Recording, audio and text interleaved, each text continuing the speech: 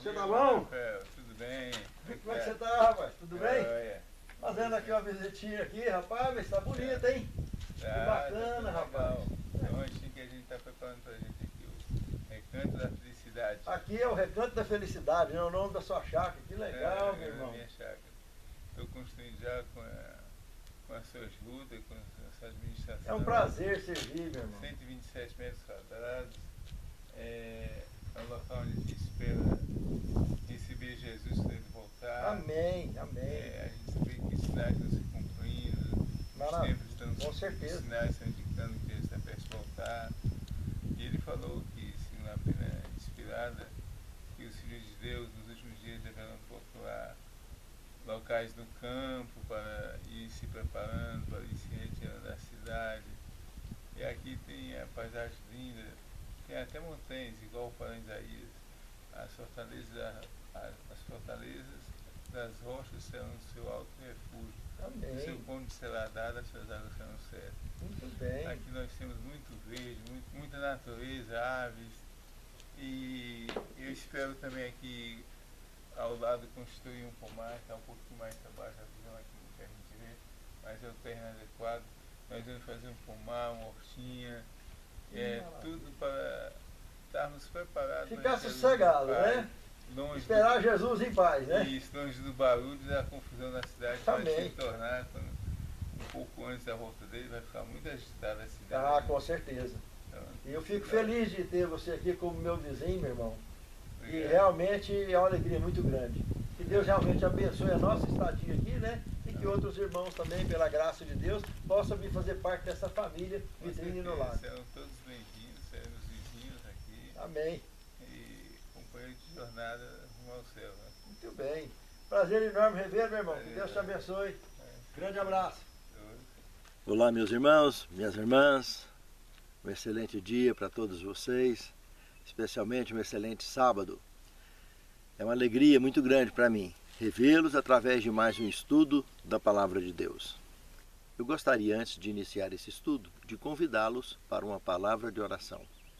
Senhor Deus, muito obrigado, Senhor, por este momento tão prazeroso no raiar do Teu santo dia, poder estar aqui em plena natureza que Tu criastes, neste refúgio para o povo de Deus, que aguardamos de Ti sempre as Tuas bênçãos, direção e proteção. Abençoe para que possamos, ao abrir a Tua palavra, termos um verdadeiro mergulho no conhecimento sagrado e encontrar assim o sustento para a nossa fé. Te suplicamos essas bênçãos agradecidos com o perdão de nossos pecados e faltas, em nome de Jesus. Amém, Senhor. Venham a mim. Eu diria que essa lição de hoje é a coluna dorsal do tema desse trimestre todo, que é descanso em Cristo. Sem sombra de dúvida. O verso principal concentra-se em Mateus capítulo 11, verso 28, aonde temos a conhecida expressão e convite de Cristo dizendo: venham a mim, todos vocês que estão cansados e sobrecarregados, eu vos aliviarei. Irmãos, essa viagem aqui, vamos ver durante a lição, que realmente é uma viagem que tem volta. Vale a pena essa viagem. A distância até é curta, mais do que a gente pensa. Mas a rodovia é muito estreita. Mas vale a pena. Pense nisso, amado irmão. Pense nisso, amado irmão. No segundo tema, eu os aliviarei. Vamos analisar cada passo desse contexto durante os demais temas desta semana. Essa expressão aqui, especialmente, eu vos aliviarei, nos remonta a outra expressão que ele disse, que autentica claramente e fortalece essa expressão aqui, quando ele disse: eu sou o caminho, a verdade e a vida.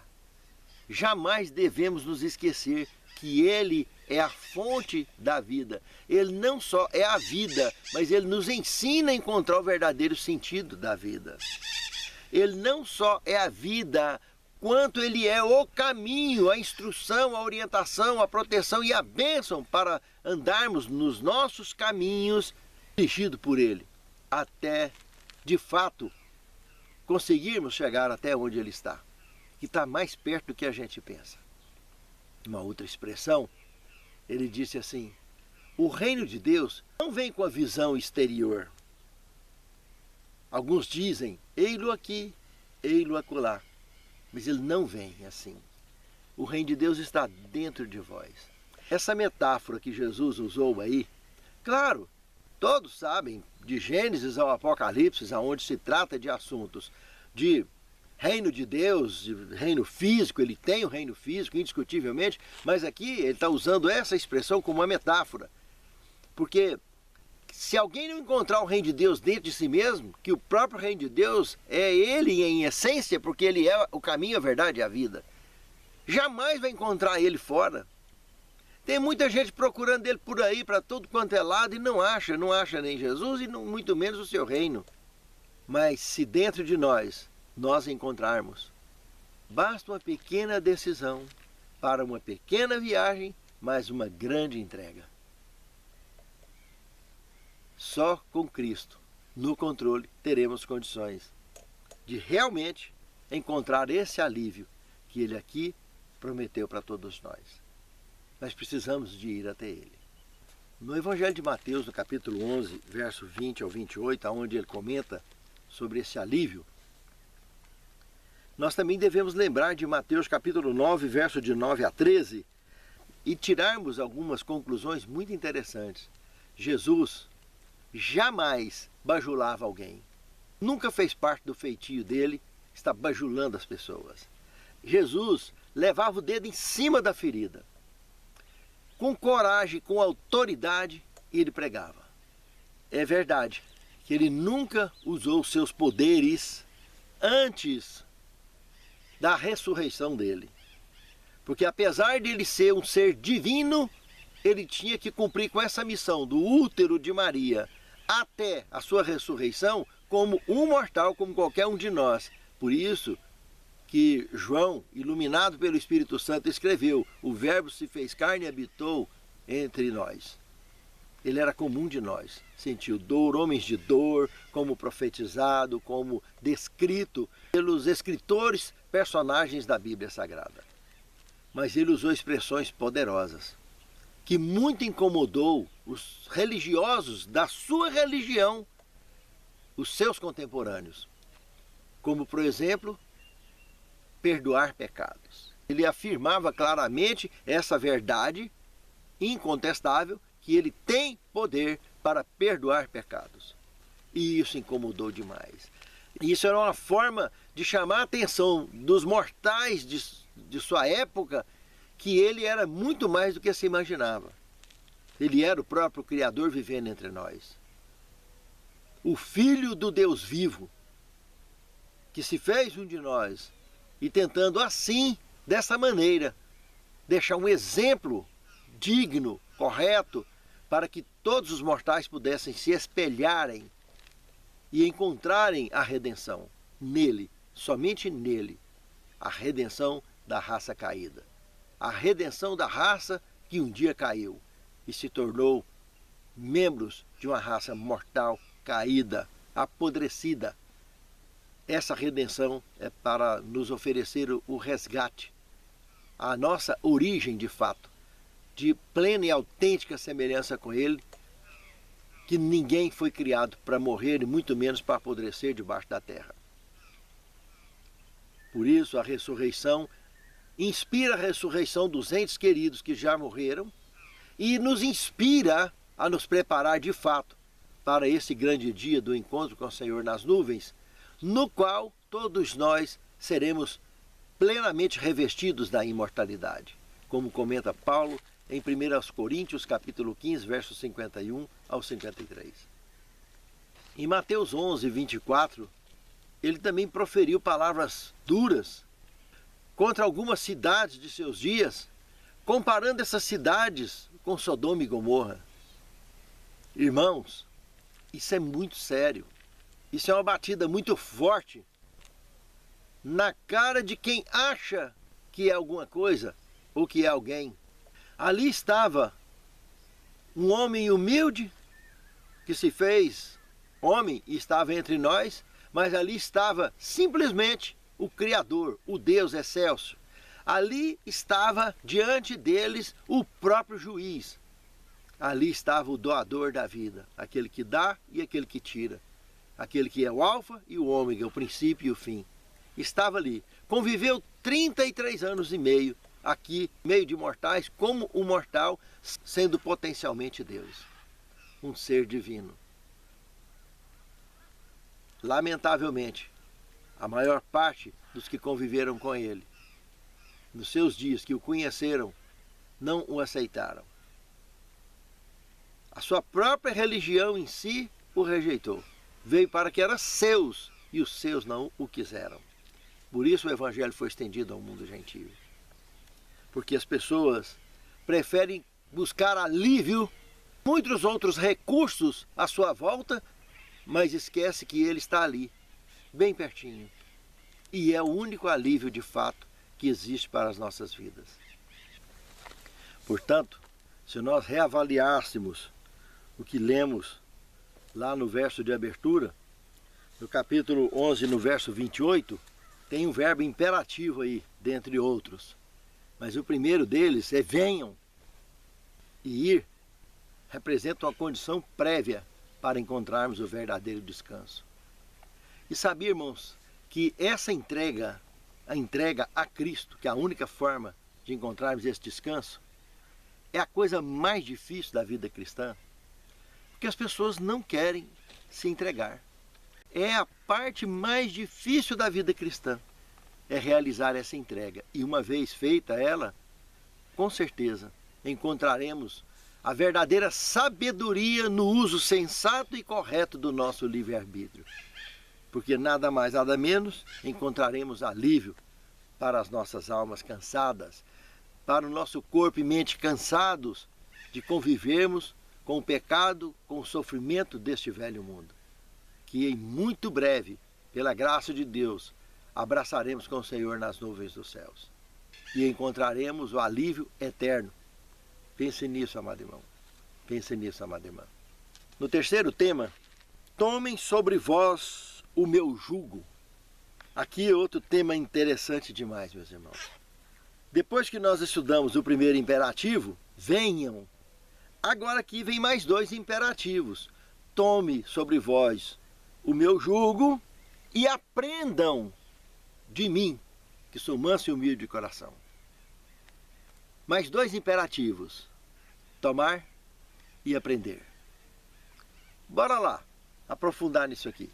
Mateus 11, 29 e 30 nos envolve nesses imperativos, nos mostrando que essa forma de submissão, diferentemente da submissão do mundo, que humilha, que oprime, que massacra, que pisa, as formas que conhecemos de subjugar no mundo são completamente contrárias.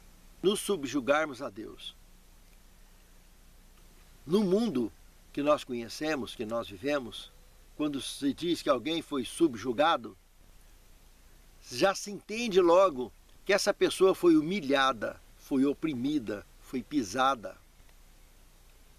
Mas ser subjugado pela palavra de Deus, pelo próprio Deus, por causa de uma entrega espontânea que nós fizemos, meus amados, simplesmente é tudo o contrário. É onde nós encontramos o descanso de fato para as nossas almas. Nós encontramos alívio, nós encontramos restauração, revitalização. É onde nós nos sentimos de fato vivos, porque Ele é o caminho, a verdade e a vida. Ele repõe nossa carga vital.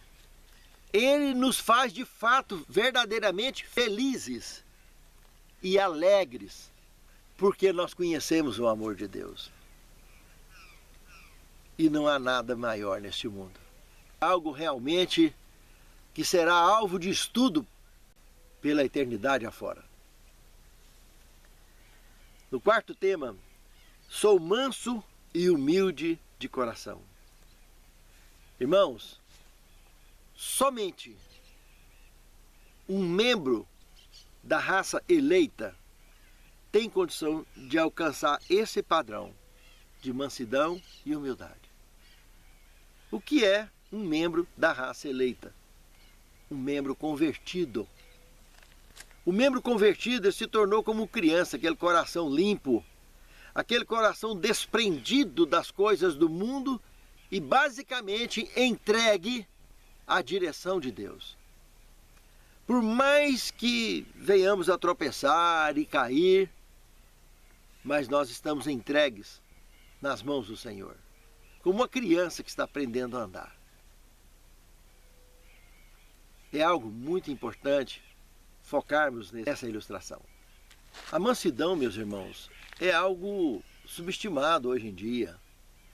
É algo que se diz que alguém é manso, ele se torna alvo de chacota, de zombaria. Porque a mídia, de um modo geral, e as redes sociais, de um modo geral, mostram o inverso do que o Evangelho mostra. Coisas espantosas, espalhafatosas, barulhentas, baderneiras, coisas insensatas, coisas irreverentes, que tudo isso é que é vantagem, que é grandeza, é que é bonito. E tudo isso vai contra o Evangelho. A mansidão e a humildade são características indispensáveis àqueles que irão abraçar com o Senhor nas nuvens dos céus. Tem um trecho da Pena Inspirada, de Parábola de Jesus, página 59, que eu gostaria de destacar aqui. Olhe bem.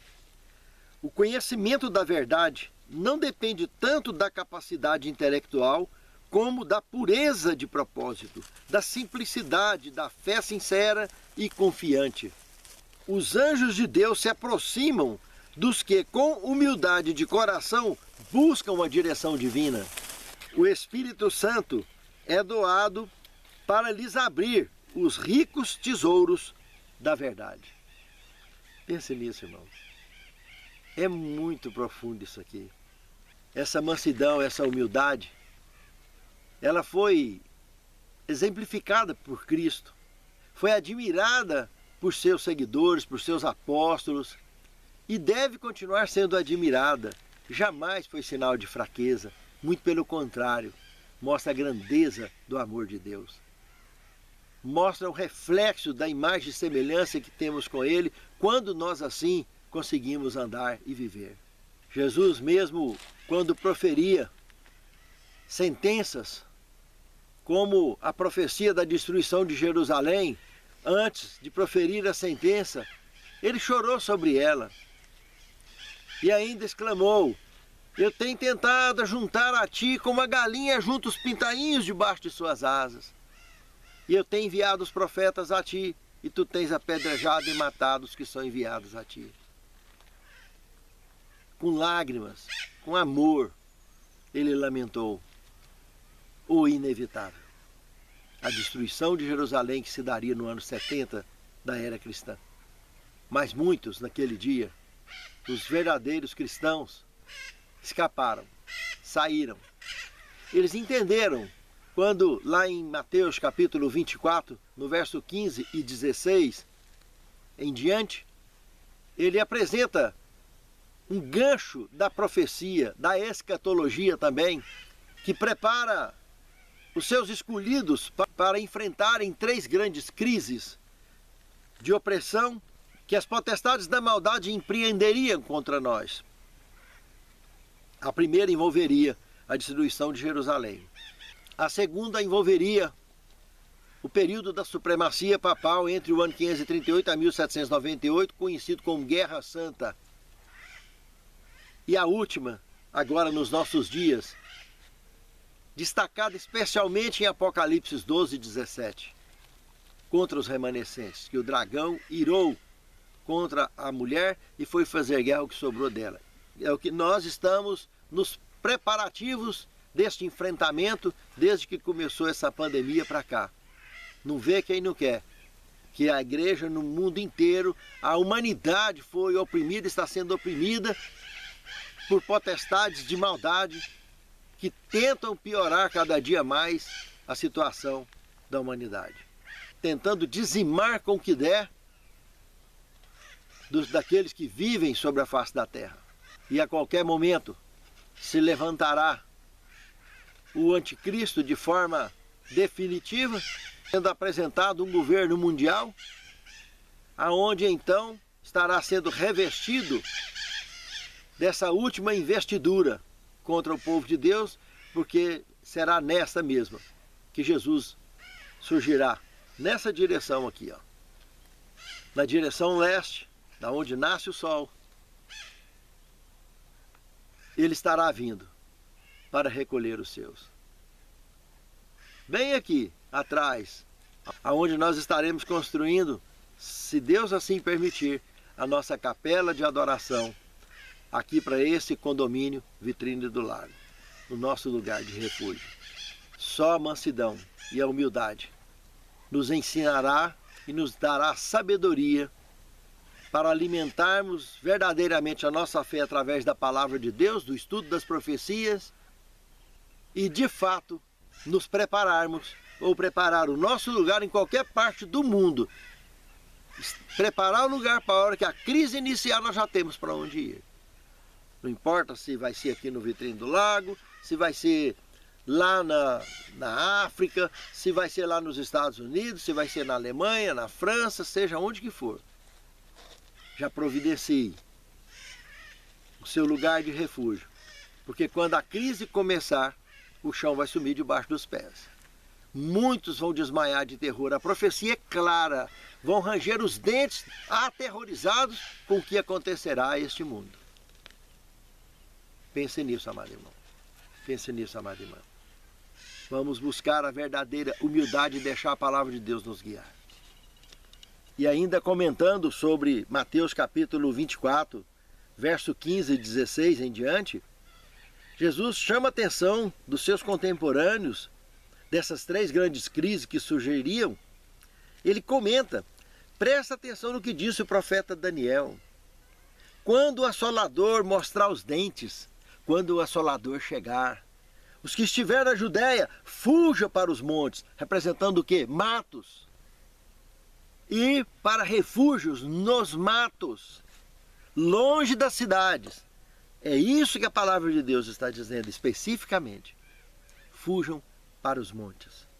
E ele segue uma série de orientações, deixando as pessoas devidamente preparadas para isso. E isso é o que diz o sermão profético. Valeu para os dias da destruição de Jerusalém, valeu para o período da Inquisição, que foi de 1260 anos, e vai valer para esse rápido período da última grande crise, em que nós abraçaremos de fato agora com o Senhor nas nuvens dos céus, juntamente com todos aqueles que foram vitimados na antiguidade, os que morreram no passado antes de Cristo, depois de Cristo. A grande multidão de remidos do Senhor serão ressuscitados e irão de encontro com o Senhor nos ares. E nós, os que estivermos vivos, nem provaremos a morte. Seremos transformados num piscar e fechar de olhos. Porque nós aprendemos o que é, de fato, abraçarmos com Jesus em vida, encontrarmos com Ele, irmos até Ele para encontrar o verdadeiro descanso para as nossas almas. Pense nisso, amado irmão. Pense nisso, amada irmã. No quinto tema, meu jugo é suave. Analisando esse contexto aqui de Mateus 11, verso 30, o contexto do grego aqui para a palavra suave demonstra algo gostoso, algo prazeroso, algo agradável, útil, benevolente. Sabemos que andar com Jesus nem sempre foi fácil, irmãos. E não é fácil, é porta estreita, o caminho é apertado, a rodovia é apertadinha. E precisamos realmente da direção dele para trilharmos com segurança nessa rodovia, que nos leva no íntimo do nosso coração a abraçar e ceiar com ele, porque nós abrimos a porta para ele. que bateu na porta do nosso coração e ele entrou e quer cear comigo e com você. Isso nos lembra também as crianças quando estão aprendendo a andar. Ela tenta dar um passinho, cai. Tenta de novo, cai.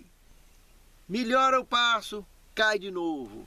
E assim ela vai insistindo todos os dias até andar com firmeza e segurança e poder, muito breve, poder olhar para o papai e para a mamãe e dizer: olha, já estou conseguindo andar, papai e mamãe. Irmãos, andar com Jesus é assim. Esse peso que a gente sente como uma criança aprendendo a andar, por isso que cai toda hora, não tem equilíbrio, é porque não está deixando ele dirigir. Mas a partir do momento que deixar ele dirigir, tudo muda. A nossa vida passa a brilhar. Quando nós deixamos ele nos conduzir, sem que nós percebamos, ele está segurando em nossas mãos e nos conduzindo para que possamos andar sempre com segurança. Pense nisso, amado irmão. Pense nisso, amada irmã. Porque o jugo dele é suave, não é pesado como o nosso que já nasce pesado. Com ele, nós teremos condições de andar em cima da terra firme, em cima da água e até ao encontro com o Senhor nas nuvens dos céus. Que Deus nos abençoe. Uma comparação também muito interessante de fazermos aqui com relação a esse jugo suave é a questão de guardar os mandamentos de Deus. Jesus comentou: se me amardes, guardareis os seus mandamentos. Paulo, por outro lado, enfrentando o problema com os radicais judeus da religião de Cristo e de sua própria religião que ele nasceu, que ele foi nascido e criado, ele disse que guardar os mandamentos por obrigação religiosa é fardo, é peso, é escravidão. E de fato, o que Jesus disse é guardar por amor, por compreendermos que nós não somos salvos. Não tem nada que um homem, que um mortal faça que mereça a salvação. Nós somos salvos estritamente pela graça de Deus através da fé em Cristo Jesus. Mas guardar os mandamentos por expressão de amor e gratidão é algo prazeroso. Por isso que Jesus comentou: se me amardes, guardareis os meus mandamentos. Isso é lindo, irmãos. Isso faz realmente a gente se sentir leve, porque somos gratos ao que Deus faz por nós, pela salvação que Ele nos ofereceu e que Ele nos garante. No sexto tema, meu fardo é leve.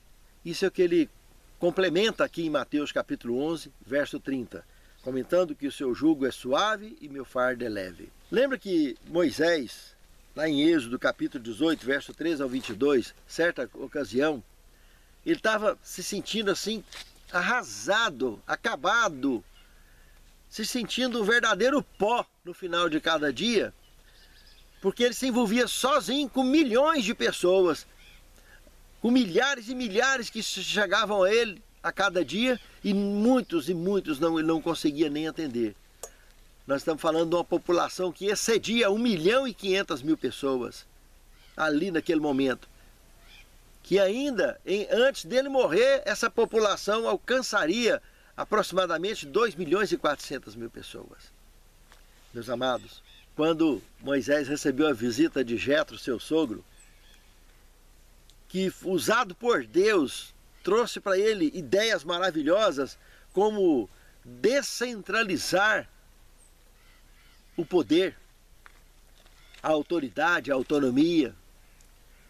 Que se levantasse chefe de 1.000, chefe de 500, chefe de 100, chefe de 50. Que se dividisse em pequenos grupos. E somente os casos mais sérios, mais delicados, que fossem trazidos para ele. Assim se iniciou a verdadeira organização da Igreja de Deus sobre a face da terra, onde facilitaria a administração das coisas do Senhor aqui neste mundo.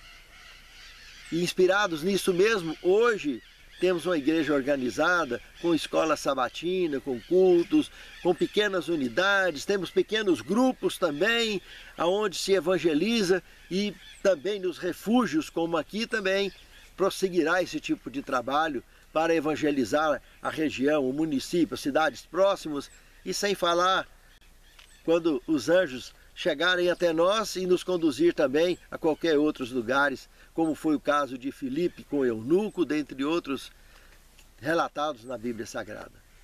Será realmente muito interessante reviver esses momentos que somente na história da Bíblia a gente vê contar. E nós poderemos em muito breve participar de tudo isso. Por quê? Revestimos o jugo dele que é suave e do fardo dele que é leve. Pense nisso, amado irmão. Pense nisso, amado irmão. E um outro detalhe interessante é que o termo grego para fardo pode se referir a um peso grande ou uma pedra pesada. É um lembrete de que todos levamos fardos e precisamos dos que podem nos ajudar a carregá-los. Compartilhar fardos é uma atividade divinamente ordenada e requer mansidão e produz compaixão. Nós devemos ajudar uns aos outros, compartilharmos, ajudarmos uns aos outros a carregar os seus fardos, que também assim seremos ajudados. O próprio Deus nos orienta e nos ordena assim. Para finalizarmos, 7º tema, vós sois a luz do mundo. Eu gostaria de citar um texto de Fé e Obras, página 38 e 39, que diz o seguinte: há necessidade de constante vigilância e de fervorosa e eterna dedicação.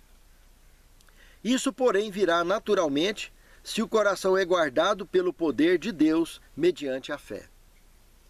Nada podemos fazer, absolutamente nada, para nos tornar merecedores do favor divino.